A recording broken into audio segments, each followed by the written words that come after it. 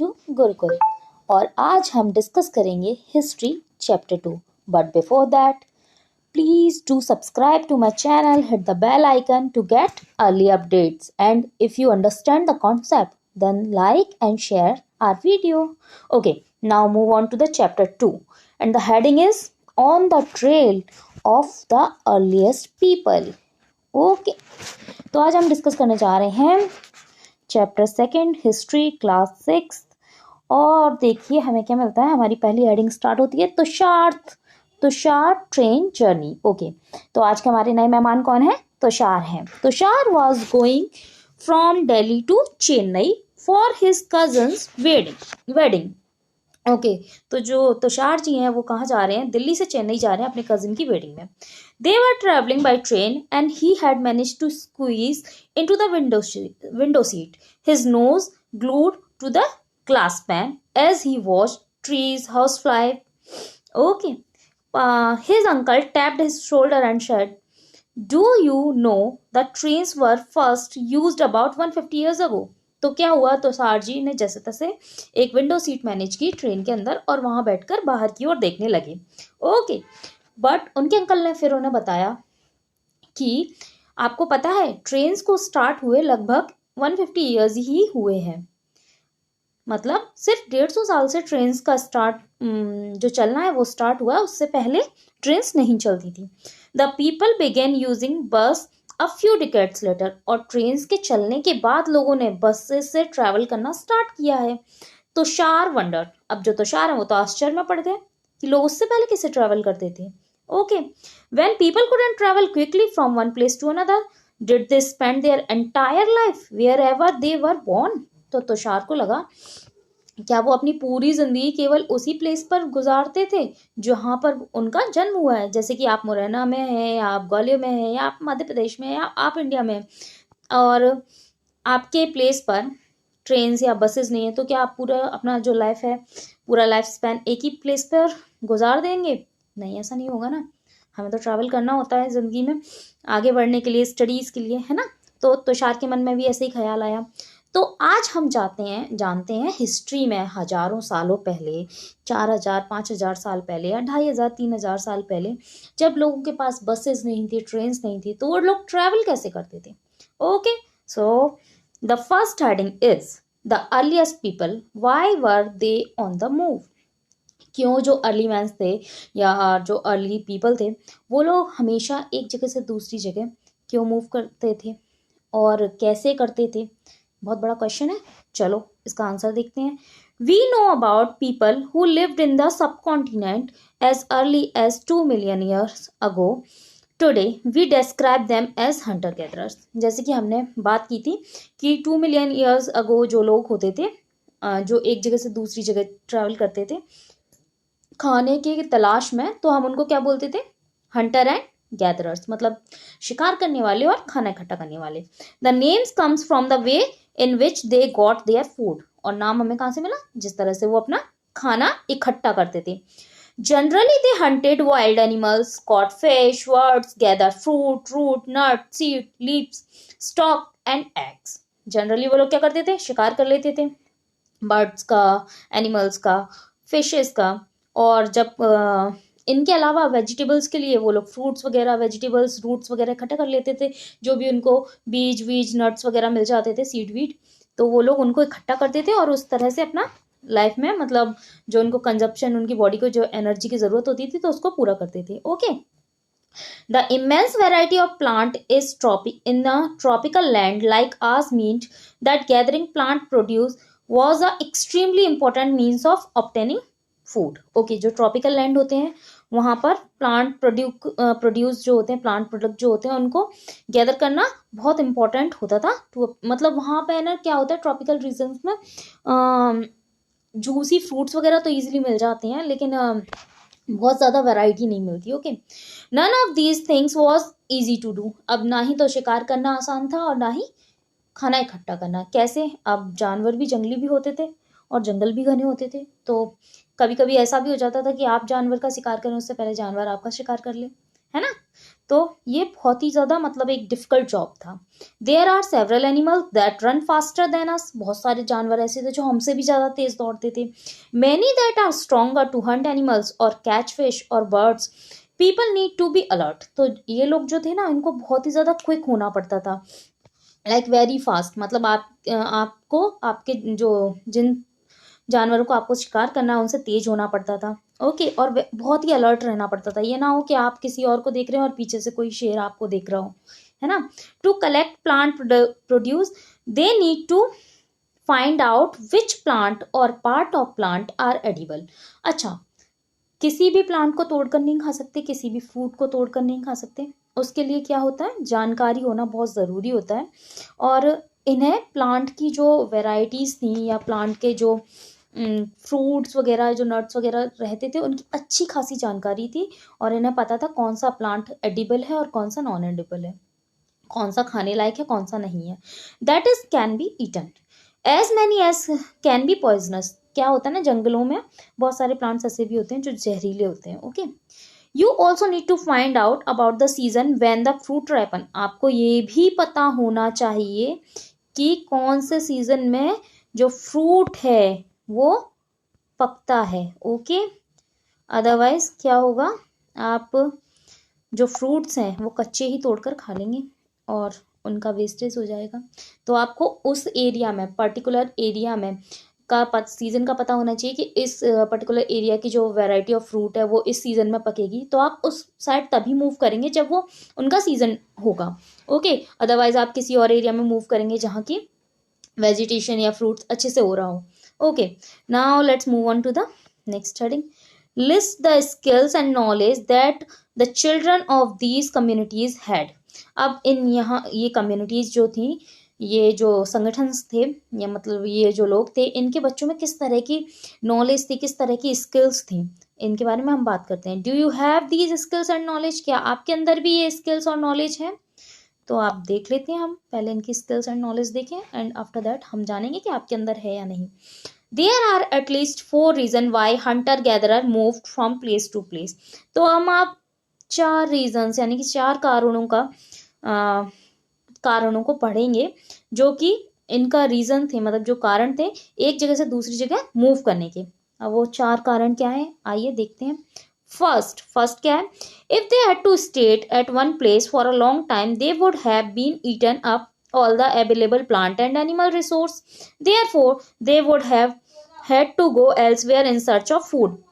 अगर वो एक ही जगह काफी ज्यादा समय तक रहेंगे तो उस जगह के सारे प्लांट्स एंड एनिमल्स को कंज्यूम कर लेंगे और फिर उन्हें कहीं ना कहीं और जाना ही पड़ेगा इन सर्च ऑफ फूड, खाने की तलाश में। सेकेंड रीजन क्या है, animal move from place to place either in search of small prey or in the case of deer and wild cattle in search of grass and leaves. अब animals के साथ क्या होता है, जो कैटल्स होते हैं वो घास की तलाश में इधर उधर भटकते रहते हैं।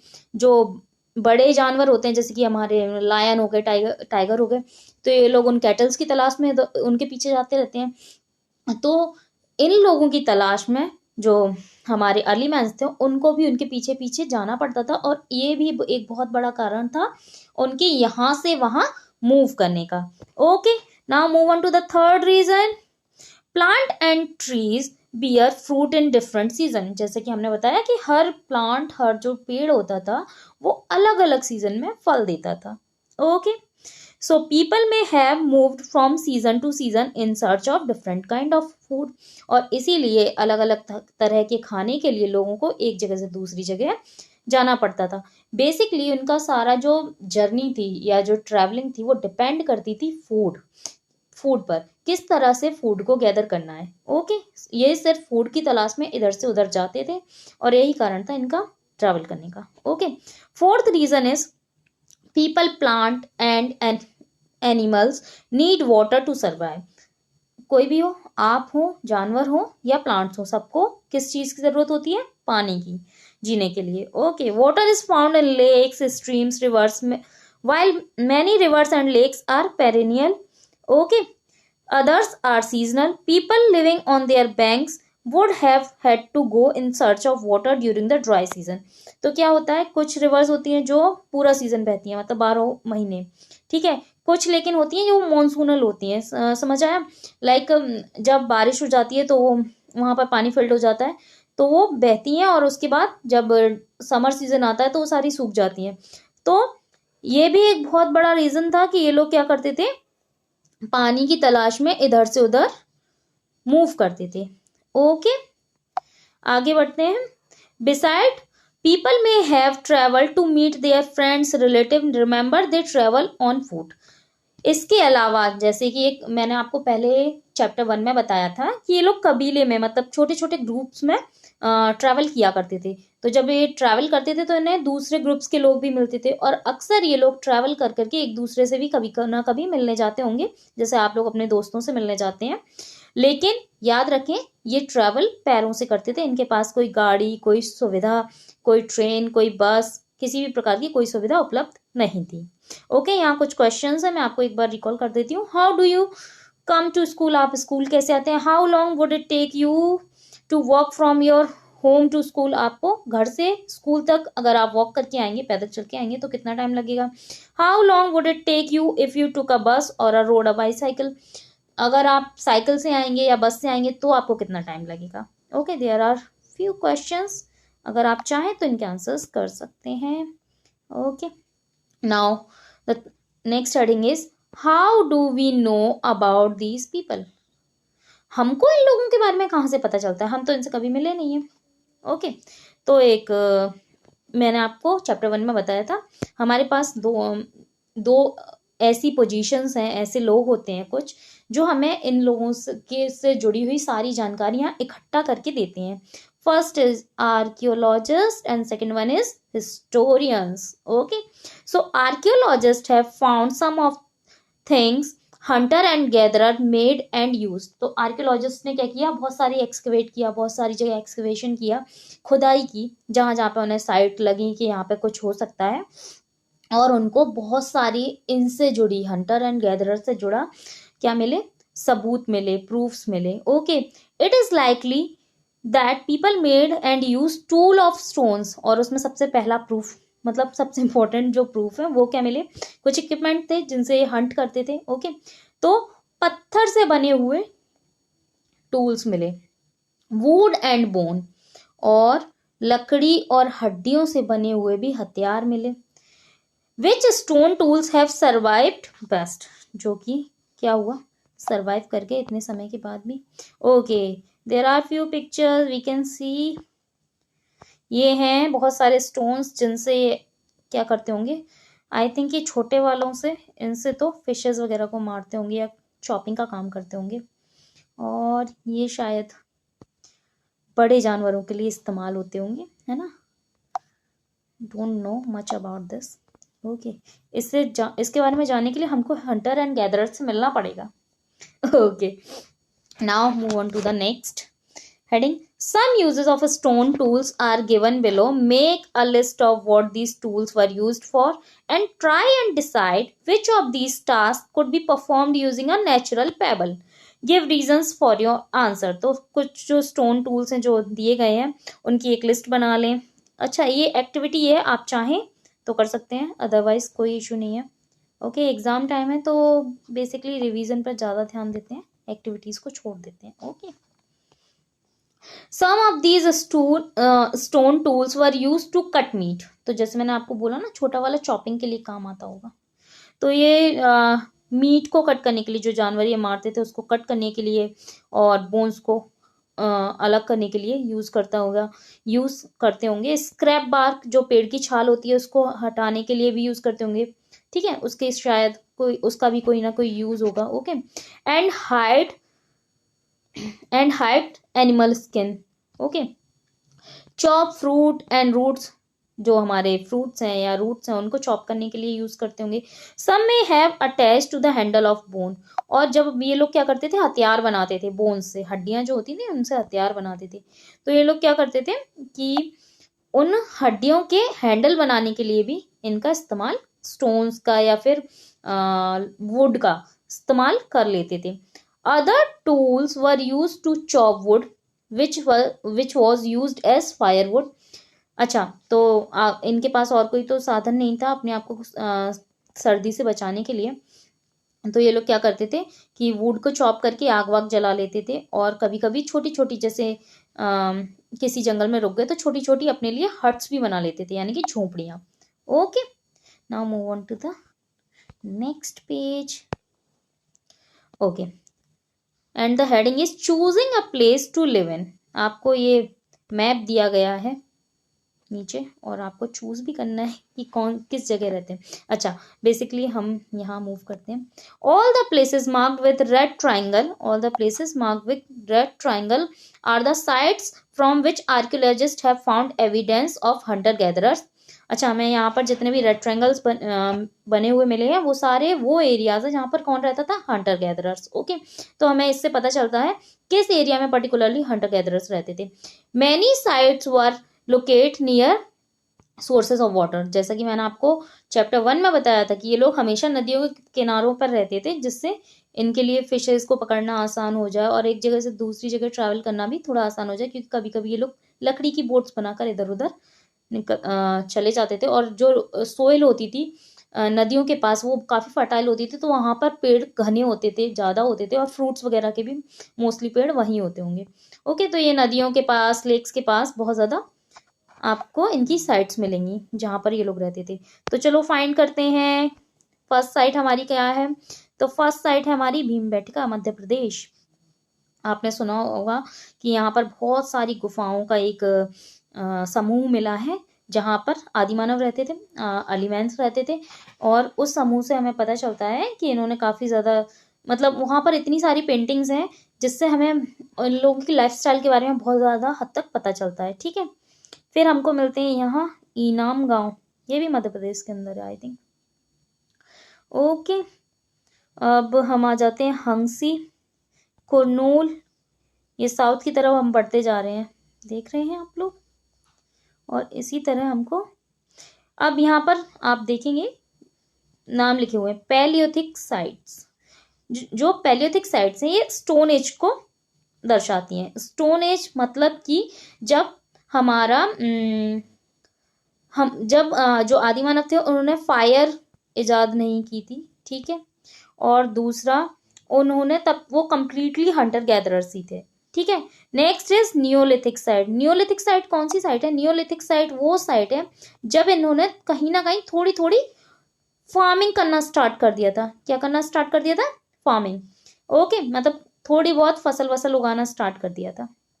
Okay, early villages, megalithic site. Megalithic जब बहुत ज्यादा मात्रा में स्टोन के यूजेस बढ़ गए, और जो मेगालिथिक का एक सबसे बड़ा हमारे पास जो सोर्स मिलता है वो है कि उस वक्त की जो कब्र होती थी, मतलब जब आदमी को दफनाते थे तो उसमें ना बड़े बड़े स्टोन से एक स्ट्रक्चर बना के रखते थे, और मतलब पर्टिकुलर साइट को मेगालिथिक साइट बोला गया। ओके, इसके काफी सारे पिक्चर्स आपको गूगल पर मिल जाएंगे। ओके, अर्ली विलेजेस जब लोगों ने बस सेटल होना शुरू किया था और छोटे छोटे ग्रुप्स में उन्होंने हट्स बनाकर खेती करना स्टार्ट किया, डोमेस्टिकेशन ऑफ एनिमल्स स्टार्ट किया। And modern city, modern city तो हम सीधे सीधे आ जाते हैं अगर हम बात करें तो इंडस वैली सिविलाइजेशन पे, क्योंकि वहाँ की सिटीज बहुत मॉडर्न थी। Okay, now move on to the next page. Okay, as stone tools were important, people tried to find places where good quality stone was easily available. जैसा कि सबसे ज्यादा important इनके पास जो हथियार थे वो क्या था? Stone tools. तो ये हमेशा उस जगह की तलाश में रहते थे जहां पर अच्छे से अच्छा पत्थर मिले, जिससे इजिली अच्छे से अच्छा हथियार बनाया जा सके, जिससे इजिली शिकार कर सकें और वुड चॉप कर सकें। एक थोड़ा लाइफ में थोड़ा इजीनेस आ जाए, थोड़ा आराम से रह सके, है ना। Places where stone was found and where people made tools are known as factory site. और जहां पर स्टोन मिलते थे, पत्थर मिलते थे, और जहां पर उनके टूल्स बनाए जाते थे, उस पूरी साइट को क्या बोला जाता था? Factory site. How do we know where these factories were? हमको कैसे पता चलेगा कि फैक्ट्रीज कहाँ है? तो usually we find block of stone. हमको क्या मिला वहां से? हमको नहीं, आर्कियोलॉजिस्ट को वहां से क्या मिला? ब्लॉक ऑफ स्टोन, बहुत ज्यादा मात्रा में स्टोन्स मिले। Tools that were made and perhaps discarded because they were not perfect. बहुत सारे टूल्स मिले, बहुत सारे ऐसे टूल्स मिल गए हमको जो कि बने तो थे बट वो यूजेबल नहीं थे, मतलब परफेक्ट नहीं थे, तो उनको क्या कर दिया गया, डिस्कार्ड कर दिया गया, हटा दिया गया। लेकिन वो मतलब डिस्कार्ड इन द सेंस फेंक दिया गया, लेकिन वहीं आसपास उस साइड से पता चलता है कि यहाँ पर क्या टूल्स बनते होंगे। चिप ऑफ वेस्ट स्टोन, क्या मिला, छोटी छोटी चिप्स मिली, चिप्स इन द सेंस खाने वाली नहीं, पत्थर की, मतलब टुकड़े, छोटे छोटे पतले टुकड़े, जो जब आपने स्टोन को उन्होंने ना शेप दिया होगा तो उसमें जो बचे होंगे। Okay, behind at these sites, इन सारी साइट्स पर sometime people lived here for longer spell of time, these sites are called habitation cum factory site. जब लोग बहुत ज्यादा टाइम के लिए इन जगह पर रुकते थे, किस लिए, टूल्स बनाने के लिए, तो इनको क्या बोल देते थे, हैबिटेशन कम फैक्ट्री साइड। मतलब आर्कियोलॉजिस्ट ने इनको बोला हैबिटेशन कम फैक्ट्री साइड, जहां पर वो लोग रहते भी थे, साथ साथ काम भी करते थे। तो if you had to describe the place you live in, which of the term would you use. यहाँ पर नेक्स्ट क्वेश्चन है कि अगर आप बताना चाहें कि आप जिस प्लेस पे रहते हैं वो कैसा है, तो आप क्या बताएंगे। चार ऑप्शन है हमारे पास, habitation, factory, habitation cum factory, यानी आता है। तो आप जो भी चूज करें, आपकी चॉइस है। Okay, now move on to the next page. Okay, तो नेक्स्ट पेज जो हमारा है वो पेज नंबर 16, और इस पेज नंबर 16 को मैं आपके साथ शेयर करूंगी, मैं आपके साथ इसको भी डिस्कस करूंगी, but in our next part. So तब तक के लिए अपना ख्याल रखें, कोविड फिर से बढ़ रहा है, उसको देखते हुए अच्छे से पढ़ाई करें, लेकिन अपना ध्यान भी रखें। Okay, thank you for watching and subscribe to my channel and share. Okay, thank you so much.